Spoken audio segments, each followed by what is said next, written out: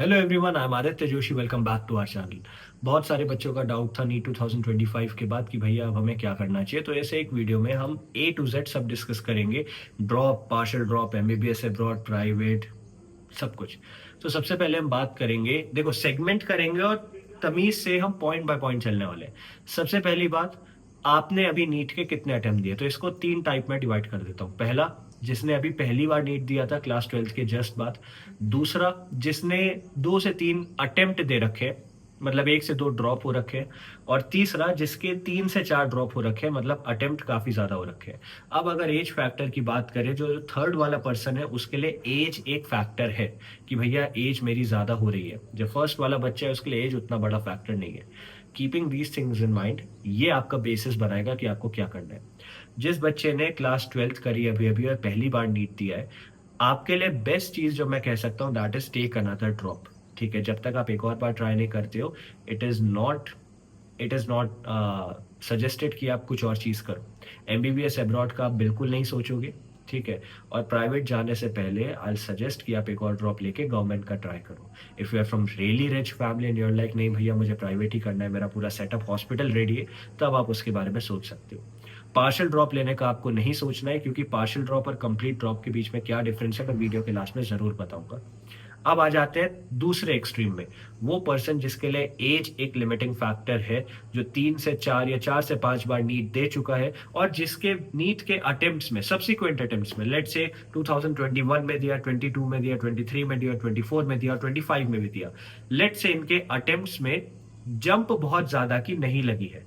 2023 में 300 थे, 2024 में 315 के आसपास आए, 2025 में ड्रॉप कर गए, 270 आए।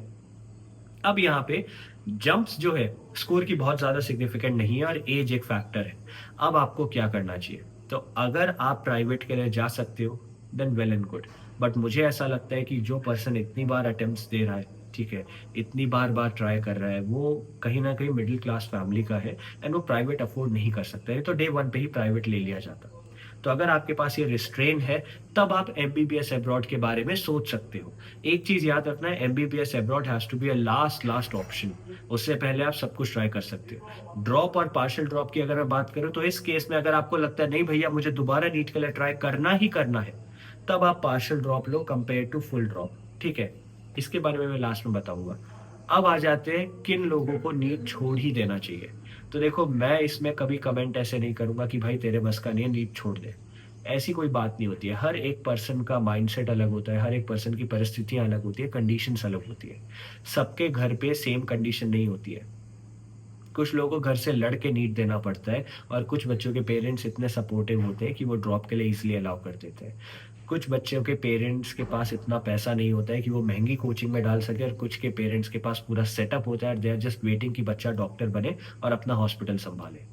तो सबकी कंडीशन सेम नहीं होती है, इसलिए मैं ये नहीं बोल सकता कि तुम नीट छोड़ दो। बट एक बार बैठ के जरूर सोचना कि अगर मुझे इतना एफर्ट डालना पड़ रहा है, इतना सब करना पड़ रहा है, तो क्या नीट वर्थ इट है? क्या मेरे पास नीट के बाद कोई प्लान है? क्योंकि पीजी भी आपको करनी है, सुपर स्पेशलिटी भी आपको करनी है, तो क्या आप वो करने को रेडी हो? Keep that in mind. अब आ जाते हैं उन बच्चों में जिनके नीट के अटेम्प्ट भी इतने ज्यादा नहीं हुए, लेकिन पहली बार भी नीट नहीं दिया है। उनके पास एज फैक्टर उतना ज्यादा नहीं है, लेकिन कहीं ना कहीं घबराहट जरूर हो रही है कि भैया 2026 का पेपर कैसा आएगा, जो दोनों एक्सट्रीम्स के बीच में आते हैं।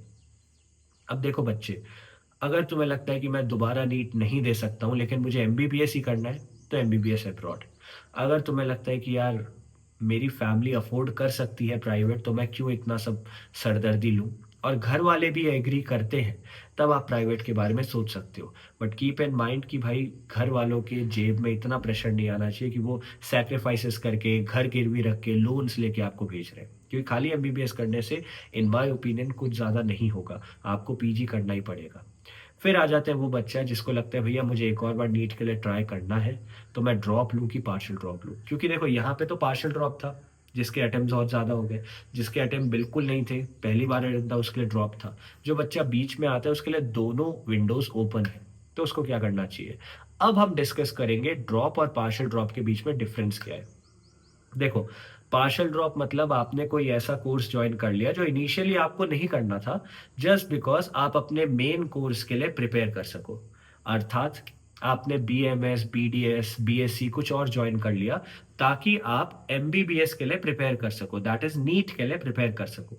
ये होता है पार्शियल ड्रॉप। पार्शियल ड्रॉप लिया क्यों जाता है? ताकि भाई अगर ये एग्जाम ना निकले तो हमारे पास एटलीस्ट एक बैकअप हो। मोस्टली 99% केसेस में पार्शियल ड्रॉप रिलेटिव्स के प्रेशर की वजह से लिया जाता है। रिलेटिव्स क्या कहेंगे सिलेक्शन नहीं हुआ तो, right? In this case I tell you something. अपने आप से 3 सवाल पूछो। पहला सवाल, क्या पार्शियल ड्रॉप लेने के लिए जो आपने स्ट्रीम सिलेक्ट करी है, अगर नीट में नहीं होता है, क्या इस स्ट्रीम से आप सेटिस्फाइड होगे? सबसे कॉमन एग्जांपल क्या है? आपने बीएमएस में एडमिशन लिया ताकि आप एमबीबीएस के लिए प्रिपेयर कर सको। अगर कल को एमबीबीएस नहीं होता है तो आप बीएमएस की डिग्री लेने से खुश हो कि नहीं हो? First thing. सेकेंड थिंग, आपने बीएमएस चूज तो कर लिया, लेकिन क्या आपने सिर्फ बैकअप, सो कॉल्ड बैकअप रखने के लिए लिया है और एक्चुअली आप उनकी क्लासेस अटेंड करोगे, पेपर दोगे? तो इन सब का आंसर हम सबको पता है। आप बीएमएस की क्लासेस उतनी अटेंड नहीं करोगे, पेपर उतने ज़्यादा नहीं दोगे, अटेंडेंस वहाँ ड्रॉप कर जाएगी, वहाँ की पढ़ाई नहीं करोगे, वहाँ की संस्कृत नहीं सीखोगे, क्योंकि आपका मेन फोकस होगा नीट पे। तो इस वजह से क्या आपका बैकअप इफेक्ट नहीं हो जाएगा? तीसरी चीज़, अगर लेट से आपको 1 साल डेडिकेट करना ही है, तो घर पे रह के पढ़ाई करना बेटर है कि घर का एनवायरनमेंट उतना अच्छा नहीं है और आपको बाहर जाके प्रिपेयर करना है? क्योंकि आई फील ये 3 जो क्वेश्चंस है ये आपके आंसर कर देंगे कि आपको पार्शियल ड्रॉप लेना है कि कंप्लीट ड्रॉप लेना है। पार्शियल ड्रॉप में आप घर से दूर होगे, वहां पे अकेले रहोगे। फुल ड्रॉप में आप घर पे रहोगे मोस्ट ऑफ द केसेस में। फुल ड्रॉप में आपको पढ़ाई का टाइम ज़्यादा मिलेगा, लेकिन हो सकता है घर की डिस्टर्बेंस वगैरह रहे। पार्शियल ड्रॉप में पढ़ाई का कम टाइम मिलेगा, लेकिन फिर घर की इंटरफेरेंस नहीं होगी, खासकर उन बच्चों के लिए जिनके घर वाले उतने सपोर्टिव नहीं होते। पार्शियल ड्रॉप में सीट छोड़ने का पैसा लगेगा, कंप्लीट ड्रॉप में ऐसा कुछ नहीं होगा। पार्शियल ड्रॉप में आपके पास एक बैकअप है सो कॉल्ड, लेकिन इसकी वजह से हो सकता है आप 100% नीट के लिए प्रिपेयर ना करो। मन में रहता है ना, नहीं हुआ तो क्या हुआ, ये तो है। कंप्लीट ड्रॉप में there are no backups, no breaks, nothing to hold you down, no safety nets, तो यू गो ऑल आउट। तो इसलिए मैंने कहा था जो पहली बार ड्रॉप ले रहा है फुल ड्रॉप लो, गो ऑल आउट।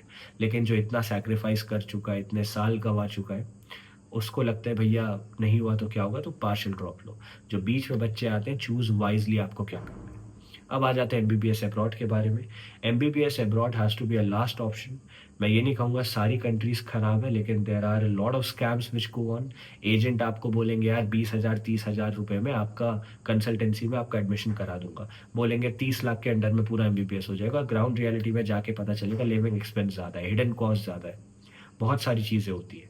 अभी से आपने देखा होगा अगर किसी ने एमबीबीएस अब्रॉड के लिए एजेंट से बात करी है तो बोल रहे होंगे जल्दी करो सीट फिल आउट हो रही है ना? ऐसा कुछ नहीं होता है, बहुत सीट्स होती है, सितंबर अक्टूबर तक चलते हैं एडमिशन्स।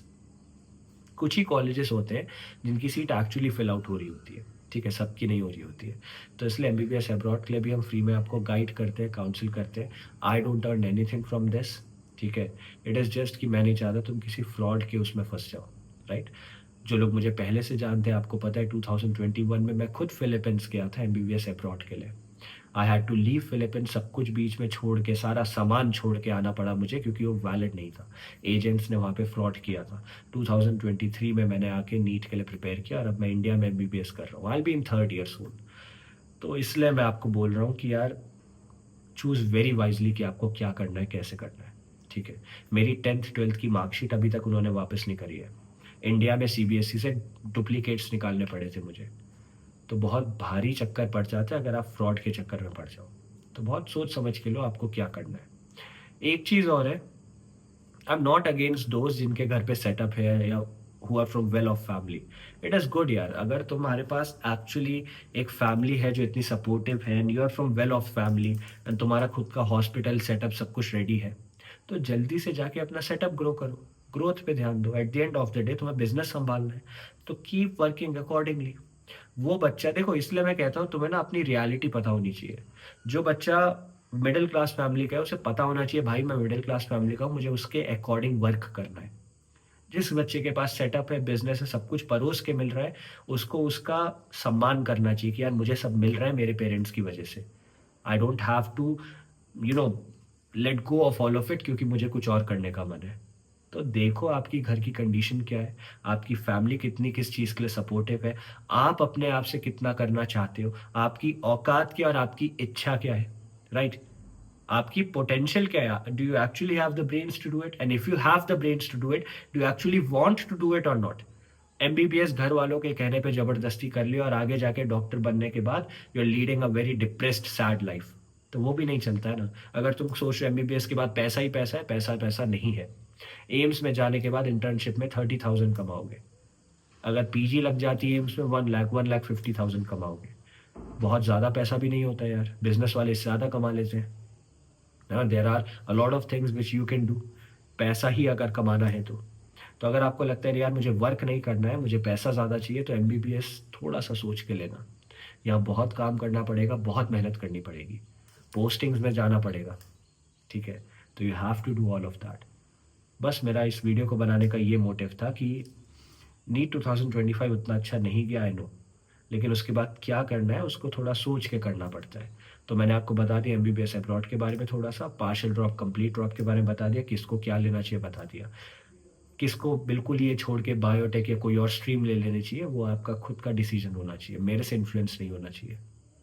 बस इस वीडियो को छोटा रखते हैं। बाकी हमारा जो दूसरा चैनल है रोड टू एम्स, उसका लिंक मैं नीचे डाल दूंगा। वहाँ पे एम्स के टॉपर्स के साथ आके अपने एक्सपीरियंसेस बता रहे हैं, आपको गाइड कर रहे हैं, तो वहाँ से भी हो सकता है आपको कुछ हेल्प मिल जाए। I hope this video is helpful. Thank you.